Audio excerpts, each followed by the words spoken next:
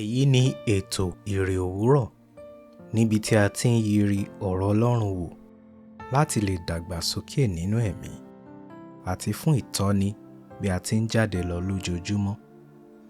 Ìwé Bíbélì Àjùmọ tí a tẹ̀ jáde láti ọwọ́ àjọ ìwé mímọ́ Scripture Union Nigeria ni à ń lò. Bíbélì kíkà wa ní òwúrọ̀ yìí ni a ó rí nínú ìwé Ámósì orí 9 ẹsẹ̀ 1 títí dé 15.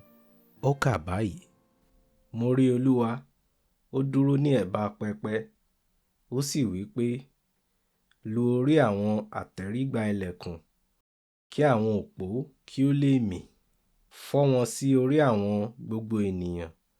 Àwọn tí ó ṣẹ́kù ni èmi yóò fi idà pa. Ẹni tí ó sálọ nínú wọn kì yóò ságbé, ẹni tí ó sá àsálà nínú wọn kì yóò gbàlà. Bí wọ́n tilẹ̀ wa ilẹ̀ lọ sí ipò òkú, láti ibẹ̀ ni ọwọ́ mi yóò ti tẹ̀ wọ́n. Bí wọ́n tilẹ̀ gun òkè ọ̀run lọ, láti ibẹ̀ ni èmi yóò ti mú wọn sọ̀kalẹ̀. Bí wọ́n tilẹ̀ fi ara wọn pamọ́ ní orí òkè Kámẹ́lì, èmi yóò wá wọn rí, èmi yóò sì mú wọn kúrò níbẹ̀. Bí wọ́n tilẹ̀ fi ara pamọ́ fún mi sí ìsàlẹ̀ òkun, láti ibẹ̀ ni èmi yóò ti pàṣẹ fún ejò kí ó bù wọ́n ṣán. Bí wọ́n tilẹ̀ lọ sí ìgbèkùn ní iwájú àwọn ọ̀tá wọn, láti ibẹ̀ ni èmi yóò ti pàṣẹ fún idà kí ó ṣá wọn pa. Èmi yóò sì tẹ ojú mi mọ́ wọn fún ibi, kì í sì ṣe fún rere. Olúwa, Olúwa àwọn ọmọ ogun, ẹni tí ó fi ọwọ́ kan ilẹ̀ náà tí ó sì yọ́, tí àwọn olùgbé inú rẹ̀ yóò sì ṣọ̀fọ̀. Gbogbo orílẹ̀-èdè yóò sì ru sókè bí rírú odò Náílì, tí wọn yóò sì tẹ̀rì bí odò Íjíbítì. Òun ni ẹni tí ó kọ́ ìtẹ́ rẹ̀ nínú àwọn ọ̀run, tí ó sì fi ìpìlẹ̀ rẹ̀ sọlẹ̀ ní ilẹ̀ ayé. Ẹni tí ó pe àwọn omi òkun, tí ó sì tú wọn jáde sí orí ilẹ̀ ayé. Olúwa ni orúkọ rẹ̀. Àbá ẹ̀yin ọmọ Ísírẹ́lì kò wá dàbí àwọn ọmọ Kúṣì sí mi, ni Olúwa wí. Èmi kò wá ti mú Ísírẹ́lì gòkè láti ilẹ̀ Íjíbítì jáde wá, àti àwọn Filistini láti ilẹ̀ Káfítórì, àti àwọn ará Árámù láti Kírì. Dájúdájú, ojú Olúwa Olódùmarè ń bẹ lára ilẹ̀ ọba tó kún fún ẹ̀ṣẹ̀. Èmi yóò pa á run kúrò lórí ilẹ̀. Síbẹ̀, èmi kò ní pa ilé Jákọ́bù run pátápátá, ni Olúwa wí. Nítorí èmi yóò pàṣẹ, èmi yóò sì mì ilé Ísírẹ́lì ní àárín àwọn orílẹ̀-èdè, bí a ti ń jọ nǹkan nínú àjọ̀, tí ó ró kínkín kì yóò bọ́ sórí ilẹ̀. Gbogbo àwọn ẹlẹ́ṣẹ̀ láàrín àwọn ènìyàn mi ni yóò ti ipa idà kú. Gbogbo àwọn tí ń wí pé, aburú kì yóò lé wa bá, bẹ́ẹ̀ ni kì yóò ká wa mọ́.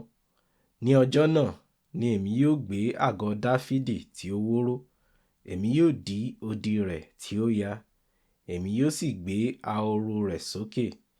Èmi yóò sì kọ́ bí ti ọjọ́ ìgbàanì, kí wọ́n lè jogún ìyókù Édómù àti gbogbo àwọn kèfèrí tí à ń pè nípa orúkọ mi, ni Olúwa ẹni tí yóò ṣe nǹkan wọ̀nyí wí. Ọjọ́ náà ń bọ̀, ni Olúwa wí, tí ẹni tí ń tulẹ̀ yóò lé ẹni tí ń kórè bá, tí ẹni tí ń fún èso àjàrà yóò lé ẹni tí ń gbìn bá. Àwọn òkè ńlá yóò sì kan ọtí wáìnì sílẹ̀, tí yóò sì ṣàn láti ara àwọn òkè kéékèèké.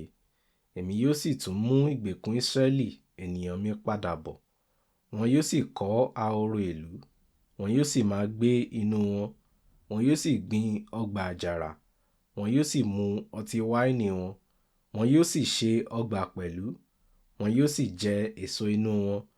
Èmi yóò gbin Ísírẹ́lì sí orí ilẹ̀ rẹ̀, a kì yóò sì fà wọ́n tu mọ́ láéláé kúrò ní orí ilẹ̀ tí mo fi fún wọn, ni Olúwa Ọlọ́run rẹ wí. Yíyàn kù sí ọwọ́ rẹ. Lẹ́yìn ọ̀dọ̀ Olúwa kò sí ibi ààbò tí ó dájú. Kò sí ẹni tí ó lè sá mọ́ Ọlọ́run lọ́wọ́, tàbí tí ó lè farapamọ́ fún Olúwa. Ẹsẹ̀ 1 títí dé 4. Títóbi Ọlọ́run àti ohun tí Ọlọ́run ṣe ní ẹsẹ̀ 6 sí 7 ń ṣe àfihàn rẹ̀. Fún àwọn tí ó yàn láti máa mókun nínú ẹ̀ṣẹ̀ ni Ọlọ́run pinnu láti parun kúrò lórí ilẹ̀. Ẹsẹ̀ 8 sí 9. Ìgbé ayé nínú ẹ̀ṣẹ̀ pẹ̀lú ọkàn pé ibi kò lè dé báni torí pé Ọlọ́run kò rorò jẹ́ ẹ̀tàn èṣù tí a gbọ́dọ̀ yẹra fún. Ẹsẹ̀ 10.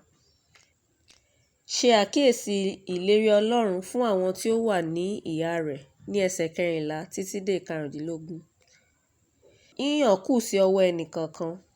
Ìgbésí ayé tí ó tako ìfẹ́ Ọlọ́run ni yóò yọrí sí ìparun ayérayé, nígbà tí yíyàn láti rìn nínú ìfẹ́ Ọlọ́run yóò já sí ìbùkún àgbọ̀n ìgbẹ́. Àdúrà: Olúwa, ràn mí lọ́wọ́ láti fi ìyókù ayé mi rìn nínú ìfẹ́ rẹ.